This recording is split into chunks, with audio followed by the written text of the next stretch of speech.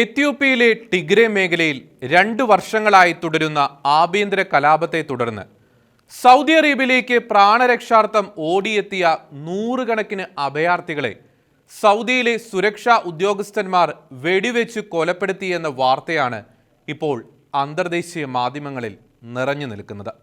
എന്നാൽ കഴിഞ്ഞ ദിവസം കേന്ദ്ര ന്യൂനപക്ഷ മന്ത്രാലയം പുറത്തുവിട്ട സ്കോളർഷിപ്പ് അഴിമതി പൂഴ്ത്തിവെച്ചതുപോലെ ദാ ഇപ്പോൾ ഈ വിഷയത്തിൽ കനത്ത നിശബ്ദത പാലിച്ചിരിക്കുകയാണ് കേരളത്തിലെ പ്രമുഖ മാധ്യമങ്ങൾ.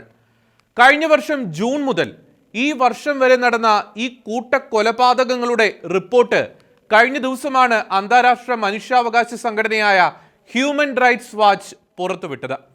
അന്തർദേശീയ മാധ്യമങ്ങളൊക്കെ ഈ വാർത്ത അർഹിക്കുന്ന പരിഗണനകളോടെ റിപ്പോർട്ട് ചെയ്തപ്പോൾ വിവിധ ഇസ്ലാമിക രാഷ്ട്രങ്ങളിൽ നിന്ന് യാതൊരു തത്വദീക്ഷണകളുമില്ലാതെ യൂറോപ്യൻ ക്രൈസ്തവ രാഷ്ട്രങ്ങളിലേക്ക് ഒഴുകുന്ന അഭയാർത്ഥികൾക്ക് ഒരു നേരിയ വിമിഷ്ടമുണ്ടാകുമ്പോൾ പോലും അത് മനുഷ്യാവകാശ ലംഘനമാണെന്ന് ഘോരം അലറി വിളിക്കുന്നവരും അത്തരം വാർത്തകളെ വൻ വാർത്താ പ്രാധാന്യത്തോടെ പ്രചരിപ്പിക്കുന്ന കേരളത്തിലെ ചില സ്പോൺസേഡ് മാധ്യമങ്ങളും ചാനൽ ചർച്ചകളിലും മുഖപുസ്തകങ്ങളിലും സ്വയം മനുഷ്യാവകാശത്തിന്റെ മേലാപ്പണിഞ്ഞ് വാദിച്ച് വശാകുന്നവരും ദാരുണമായ ഈ കൂട്ടക്കൊലപാതകത്തിന്റെ വിവരം ആത്മാർത്ഥമായി തന്നെ മുക്കി ഒളിപ്പിക്കുന്നത് ഒരു പ്രത്യേക സമുദായത്തെ സുഖിപ്പിക്കാൻ തന്നെയാണെന്ന കാര്യത്തിൽ തർക്കമൊന്നുമില്ല.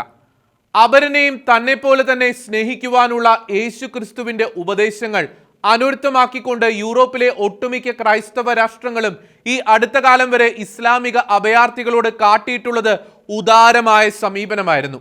എന്നാൽ അഭയാർത്ഥികളായി എത്തുന്നവർ തദ്ദേശീയരായി മാറുമ്പോൾ അവർ ഉണ്ടാക്കുന്ന ഗുരുതരമായ ഭവിഷ്യത്തുകൾ ആ രാജ്യങ്ങളുടെ ആഭ്യന്തര സുരക്ഷയെ പോലും ബാധിക്കുന്നതാണ് ഈ നാളുകളിൽ കാണുന്നത്. ജർമ്മനിയിൽ ശക്തമായ ബോംബ് സ്ഫോടനം നടത്താൻ ഒരുങ്ങിയ യൂറോപ്യൻ അഭയാർത്ഥികളായ സഹോദരന്മാർ പോലീസ് പിടിയിലായതും ഫ്രാൻസിനെ കത്തിച്ച് ചാമ്പലാക്കാൻ കഴിഞ്ഞ ദിവസങ്ങളിൽ നടന്ന ആഭ്യന്തര കലാപവും ബ്രിട്ടനിൽ നടക്കുന്ന കലാപങ്ങളും ലൈംഗിക ചൂഷണങ്ങളും നടത്തുന്നത് ഇതേ അഭയാർത്ഥികൾ തന്നെയാണെന്നാണ് റിപ്പോർട്ടുകൾ. ഇതൊക്കെ കൊണ്ട് ചില യൂറോപ്യൻ രാജ്യങ്ങൾ ഇപ്പോൾ കുടിയേറ്റത്തെ നിരുത്സാഹപ്പെടുത്തുകയാണ്. അപ്പോഴും കത്തോലിക്ക സഭയുടെ പരമാധ്യക്ഷനായ മാർപ്പാപ്പയുടെ നിലപാട് അഭയാർത്ഥികൾക്കായി യൂറോപ്പിന്റെ വാതിൽ തുറന്നിടണമെന്നാണ്.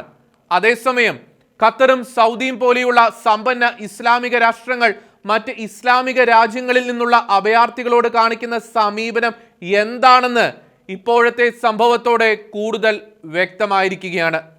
യൂറോപ്പിനെ ലാക്കാക്കി മനഃപൂർവ്വമായി അഭയാർത്ഥികളെ സൃഷ്ടിച്ചെടുക്കാൻ ആസൂത്രിതമായി ആഭ്യന്തര കലാപമുണ്ടാക്കുന്ന ചില ഇസ്ലാമിക രാഷ്ട്രങ്ങളുടെ നീക്കങ്ങളും ഈ സംഭവത്തോടെ ചർച്ചയാവുകയാണ്.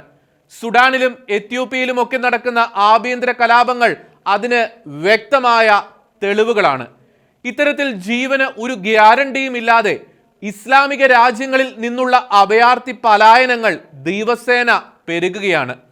ഇതിനായി ഇടനിലക്കാരായ മനുഷ്യക്കടത്തുകാർ അഭയാർത്ഥികളിൽ നിന്ന് വൻ തുകയും കൈപ്പറ്റുന്നുണ്ട് എന്നാണ് റിപ്പോർട്ടുകൾ. രഹസ്യമായി നടക്കുന്ന ഇത്തരം ആസൂത്രിതവും അനധികൃതവുമായ കുടിയേറ്റങ്ങളെപ്പറ്റി പലരും അറിയുന്നത് കടലിനു നടുവിൽ അഭയാർത്ഥി ബോട്ടുകൾ അപകടത്തിൽപ്പെടുമ്പോഴാണ്. മെഡിറ്ററേനിയൻ കടൽ ഇത്തരം അഭയാർത്ഥികളുടെ ശവപ്പറമ്പായി മാറിയെന്നാണ് അവിടെ മത്സ്യബന്ധനം നടത്തുന്നവർ സാക്ഷ്യപ്പെടുത്തുന്നത്. ഇത്തരം ആസൂത്രിത അഭയാർത്ഥി നീക്കങ്ങൾ യൂറോപ്പ് മാത്രം ലക്ഷ്യം വെച്ചുള്ളതാണ് എന്ന രഹസ്യം അറിയാതെ സൗദി പോലെയുള്ള സമ്പന്ന ഇസ്ലാമിക രാഷ്ട്രങ്ങളിലേക്ക് അഭയം തേടി ചെല്ലുന്നവരെ അവർ തീർത്തും നിരാകരിക്കുകയാണ് പതിവ്. നിലവിലെ സാഹചര്യത്തിൽ എത്യോപ്യൻ തലസ്ഥാനമായ ആഡിസ് അബാബയുമായി സഹകരിച്ച് ആയിരക്കണക്കിന് ആളുകളെ സൗദി അറേബ്യ അഭയം നൽകാതെ തിരിച്ചയച്ചിട്ടുണ്ട്. വർഷങ്ങളായി തുടരുന്ന ഇത്തരം കൊലപാതക വിവരങ്ങൾ ഇപ്പോൾ മാത്രമാണ് പുറത്തായത്. ഭൂമിയിൽ ജനിച്ച മനുഷ്യർക്കെല്ലാം ഇവിടെ ജീവിക്കുവാനുള്ള അവകാശമുണ്ട്. ആ അവകാശത്തെ ഇല്ലാതാക്കിക്കൊണ്ട് ഇതേപോലെ വെടിവെച്ച് തീർത്ത് കളഞ്ഞത് ഏതെങ്കിലും യൂറോപ്യൻ രാജ്യമോ ഇന്ത്യയോ ഇസ്രായേലോ ആയിരുന്നെങ്കിൽ ശക്തമായ പ്രതിഷേധങ്ങളും ഒച്ചപ്പാടുകളും ഉണ്ടാക്കി ഇടത് ഇസ്ലാമികവാദികളും ലീഗ് അടക്കമുള്ള വിവിധ ഇസ്ലാമിക സംഘടനകളും ഇന്ത്യയെ വിശേഷ്യ കേരളത്തെ സ്തംഭിപ്പിക്കുമായിരുന്നുവെന്നും പ്രീണന മാധ്യമങ്ങൾ കളം നിറഞ്ഞാടുമായിരുന്നുവെന്നും പ്രമുഖ ചാനലുകളിലെ അന്തിച്ചർച്ചകളിൽ തീ പാറുമായിരുന്നുവെന്നും ഒക്കെ ഉറപ്പായിരുന്നു. ഇറ്റലിയിലേക്കുള്ള രഹസ്യ കുടിയേറ്റ ബോട്ട് കടലിൽ മറഞ്ഞപ്പോഴും യൂറോപ്പിലും അമേരിക്കയിലും ഇസ്രായേലിലുമൊക്കെ ഏതെങ്കിലും ഒറ്റപ്പെട്ട സംഭവങ്ങൾ ഉണ്ടായപ്പോഴുമെല്ലാം അത് കേരളം കണ്ടതാണ്. എന്തായാലും വലിയ ഒച്ചയും അനക്കവും ഒന്നുമില്ലാതെ എല്ലാ പ്രമുഖ മാധ്യമങ്ങളും മൗനവ്രതത്തിലാണ്. കാരണം ഈ സംഭവത്തിൽ മരണവ്യാപാരിയായി കളം നിറഞ്ഞു നിന്നത് ഇസ്രായേലോ അമേരിക്കയോ ഒന്നുമല്ലല്ലോ.